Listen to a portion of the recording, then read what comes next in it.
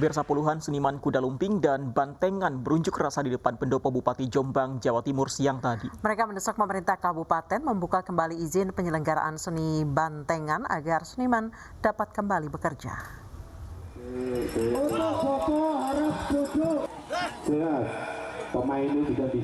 Puluhan seniman kuda lumping dan bantengan berunjuk rasa di depan pendopo Bupati Jombang, Jawa Timur dengan menampilkan keahliannya. Pekerja seni ini menuntut Bupati Jombang, Munjida Wahab, segera membuka kembali izin menggelar pertunjukan seni bantengan yang dilarang sejak pandemi COVID-19 melanda. Faktor ekonomi membuat para seniman harus kembali menggelar pertunjukan yang menjadi mata pencaharian mereka. Itu kita bisa mendapatkan surat izin untuk main di tempat-tempat sesuai wilayah-wilayah masing-masing kalau kita dibutuhkan. Selama ada kesenian Jawa seperti jaranan dan bantengan, Mas. Itu aja, kita tuntutannya sederhana sebenarnya, nggak macem-macem. Cuma bisa menurunkan surat izin main lagi. Dan waktunya siang ataupun malam sesuai kita mematuhi protokol kesehatan, memakai masker, jaga jarak tetap kita lakukan. Supaya kita bisa menjadi kesenian yang tangguh. Sementara Pemkab Jombang menyatakan belum bisa membuka kembali perizinan kesenian rakyat ini untuk mencegah penularan COVID-19. Yang pertama, kondisi Kabupaten Jombang masih goreng. Jadi yang terkonfirmasi di wilayah kita itu masih naik turun, belum turun. Yang kedua, kegiatan ini pasti akan menimbulkan kerumunan. Pasti, sama seperti itu.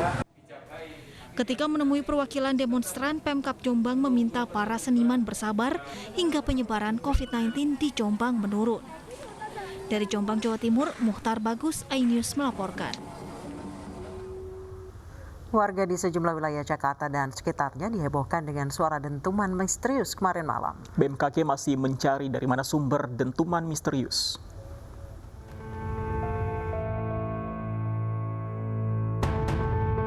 Suara dentuman misterius terdengar di sejumlah wilayah Jakarta Minggu malam. Sejumlah warganet mengabarkan bahwa mereka mendengar dentuman yang membuat jendela bergetar. Kebanyakan yang mendengar dentuman merupakan warga Jakarta Selatan dan Jakarta Timur. BMKG lantas mencari sumber dentuman. Menurut BMKG, dari hasil monitoring tidak ada catatan aktivitas gempa di Jakarta dan sekitarnya kemarin malam. BMKG menduga suara itu bersumber dari petir. Sebelumnya, hujan mengguyur ibu kota sejak Minggu siang. Dentuman juga pernah terdengar pada 11 April lalu saat dini hari. Dentuman cukup keras terdengar beberapa kali dari langit Jakarta, bahkan terdengar hingga Bogor, Jawa Barat. Sejumlah warganet menceritakan di media sosial kesaksian saat mendengar dentuman. Awalnya sebagian warganet menduga dentuman berkaitan dengan aktivitas Gunung Anak Rakatau di Selat Sunda. Namun, Pusat Vulkanologi dan Mitigasi Bencana Geologi menyatakan tidak terdengar suara dentuman dari pos pengamatan Gunung Anak Rakatau.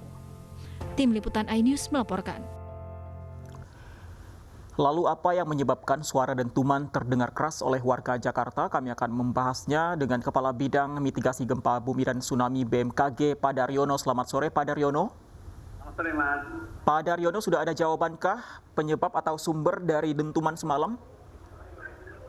Iya, jadi kita masih seperti yang semalam ya, bahwa BMKG memiliki beberapa alat yang bisa memantau fenomena alam, dalam hal ini gempa bumi. Karena tugas BMKG adalah mengawasi gempa bumi, kemudian memonitor cuaca, kemudian termasuk juga petir. Jadi alat-alat ini sudah kita pasang dan yang pasti tadi malam itu bukan karena gempa, karena memang gempa dangkal itu bisa menimbulkan dentuman ya, tetapi gempa dangkal itu menimbulkan dentuman bisa hanya karena semalam itu monitoring lokasi sensor kita yang berada di Jakarta, yang itu terletak di titik Bogor dan di Pondok Aren Tangerang Selatan itu tidak mencatat adanya aktivitas seismik. Artinya dari aspek seismik atau gempaan sudah jelas tidak ada buktinya. Kemudian waktu yang sama itu saat laporan masyarakat itu kita cek lightning detector kita, artinya catatan begitu, dan ternyata ada beberapa aktivitas petir, tapi sumbernya ada di Bogor. Jadi dalam hal ini saat ini kita masih menduga bahwa itu akibat petir, tapi yang pasti kita belum tahu sebenarnya sumbernya, tetapi data kami menunjukkan bahwa saat itu ada catatan aktivitas petir di Bogor bersamaan dengan waktu-waktu dilaporkannya adanya dentuman itu. Baik, Pak Daryono, apa saja sih Pak aktivitas alam atau fenomena alam yang bisa menyebabkan dentuman ini yang terjadi, yang terdengar mungkin beberapa kilometer atau jauh dari pusat aktivitas alam ini, Pak? Ada beberapa ya, Mbak ya. Jadi seperti aktivitas erupsi gunung api misalnya, kemudian letupan eksplosif dari sebuah gas ya, itu bisa juga. Kemudian juga petir juga bisa. Kemudian adanya jatuhan benda langit juga bisa, seperti meteorit juga menimbulkan seperti ledakan juga.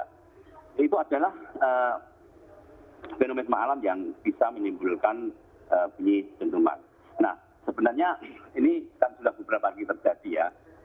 Catatan saya sudah terjadi di pertama kali itu ada yang di sekitar Bogor sampai ke Sukabumi, kemudian kayak Jakarta juga, Bekasi, kemudian di Solo juga pernah, kemudian di Bandung juga pernah, kemudian yang tadi malam itu ada di Jakarta Selatan dan Jakarta Timur. Nah, sebenarnya kita jika ingin meneliti hal ini bisa kita tidak hanya BMKG saja, tapi lintas institusi ya, baik itu BMKG, kemudian Badan Geologi, dalam hal ini Pusat Vulkanologi, Mitigasi Bencana Geologi, kemudian LAPAN, kemudian universitas, juga TNI. Jadi ini semua perlu ada sebuah kajian komprehensif. Kalau perlu kita memasang instrumen baru, misalnya infrasound misalnya, dan itu bisa melokalisir sumber ledakan itu. Baik. Dan ini, ya. Pak Daryono, benarkah ini ada hubungannya dengan petir yang terjadi di Gunung Salak semalam? Apakah ada hubungannya, Pak? Yang pasti, untuk memastikan kita tidak bisa, tetapi hasil monitoring BMKG menunjukkan bahwa saat dilaporkannya terjadi dentuman oleh warga itu, alat kami mencatat beberapa aktivitas petir yang bersumber di Gunung Salak dan sekitarnya. Jadi kami tidak membenarkan bahwa itu sumbernya adalah petir, tetapi saat kejadian semalam itu memang alat kami mencatat sejumlah aktivitas lightning yang ada di Gunung Salak dan sekitarnya. Tapi kalau misalnya memang berkaitan dengan petir yang terjadi di Gunung Salak semalam, apakah petir yang terjadi semalam itu berbeda dengan petir-petir yang biasanya terjadi selama ini, Pak? Sama. Daryono. Sama, Mas, sama. Jadi itu kan fenomena kelistrikan udara ya. Jadi sama. Jadi lompatan muatan listrik. Jadi listrik udara. Jadi itu memang sama. Nah, itulah alat kami. Jadi BMKG memang kita tidak akan berspekulasi, tapi yang pasti saat kejadian dentuman yang dilaporkan warga itu, alat kami mencatat aktivitas petir dan itu berlokasi di Bogor. Gitu. Pak Daryono, dentuman seperti ini bukan kali pertama terjadi. Sebenarnya, Pak Daryono, perlukah dentuman seperti ini diwaspadai oleh masyarakat? Kalau melihat kejadian kemarin kan, kejadian dentuman ini tidak diikuti dengan kejadian-kejadian yang menimbulkan kerusakan ya, tidak. Jadi kita sudah mencatat itu yang pertama kali pernah terjadi di Bogor sekitarnya juga, kemudian ada di Jawa Tengah di sekitar Solo, kemudian di Bandung juga, kemudian tadi malam. Toh juga akhirnya tidak diikuti sebuah kejadian yang luar biasa ya, dan tidak ada sesuatu yang menimbulkan kerusakan. Jadi ya tampaknya itu sebuah fenomena yang sebenarnya memang harus kita jawab. Tidak ada aktivitas vulkanoloid di Gunung Salak ya, Pak ya? Nah, inilah maksudnya tadi saya sampaikan bahwa untuk menjawab ini tentu saja tidak hanya BMKG saja, tapi lintas institusi baik itu Badan Geologi, di sini dalam hal ini BPMBG, kemudian LAPAN juga yang mengurusi terkait dengan keantariksaan, kemudian perguruan tinggi, bahkan mungkin dari TNI juga perlu dilibatkan di dalam kajian-kajian sumber dentuman ini. Jadi seperti sebuah kajian komprehensif multi lintas sektor itu. Baik, kita akan tunggu selanjutnya informasi dari BMKG. Terima kasih Pak Daryono dari BMKG. Selamat sore Pak Daryono. Pemirsa, masyarakat anti korupsi Indonesia bongkar percakapan soal kingmaker dalam kasus Joko Chandra. Informasi selengkapnya akan kami hadirkan usai jeda berikut, tetap ya ini sore.